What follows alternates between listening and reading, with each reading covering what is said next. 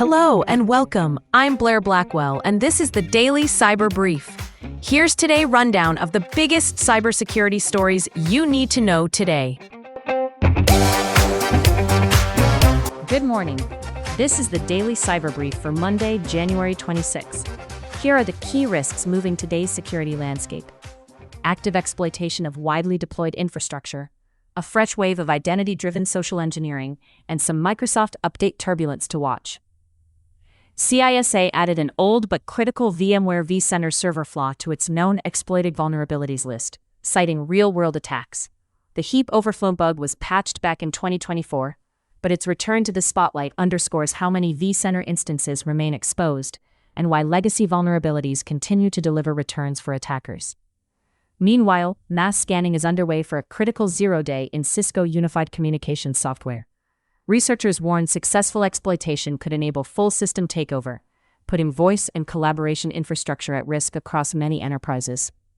In critical infrastructure, investigators tied the attempted December attack on Poland's power sector to the Sandworm Group and detailed a new destructive wiper dubbed Dino Wiper. The operation was reportedly thwarted, but it's a reminder that disruptive tradecraft continues to evolve alongside geopolitical pressure. On the identity front, the Shiny Hunters extortion group is claiming responsibility for ongoing voice phishing campaigns against single sign-on accounts at Okta, Microsoft, and Google. The goal is straightforward: compromise SSO to reach corporate SaaS platforms and steal data for leverage. Separately, Fortinet tracked a multi-stage phishing campaign targeting users in Russia, delivering business-themed lures that lead to amnesia rat and ransomware, showing how email, documents, and remote access Trojans remain a reliable combo for attackers. Reflecting the defensive response, 1Password rolled out pop-up warnings for suspected phishing URLs, aiming to nudge users before credentials are entered. Turning to enterprise operations, Microsoft issued an out-of-band update to stop Outlook Classic from freezing when personal storage files were kept in cloud folders, affecting Windows 10, Windows 11, and Windows Server.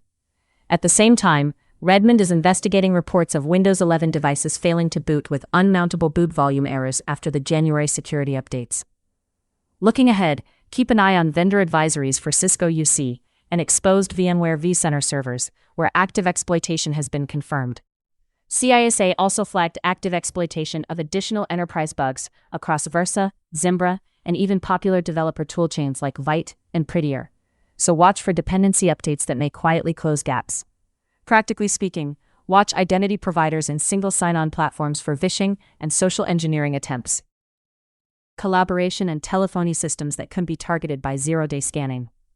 And data center management components like vCenter that remain high-value targets. You should also keep an eye on Windows desktop fleets and email clients for stability after recent updates, and on energy and other critical infrastructure operators facing persistent interest from state-aligned actors. In short, attackers are leaning on identity, ubiquitous infrastructure, and familiar phishing playbooks, while defenders juggle patching and reliability. The steady advantage goes to teams that streamline visibility and decision-making across these layers. That's it for today's edition of the Daily Cyber Brief. Thanks for listening. I'm Blair Blackwell. This podcast is for informational purposes only and is not cybersecurity, legal, or financial advice.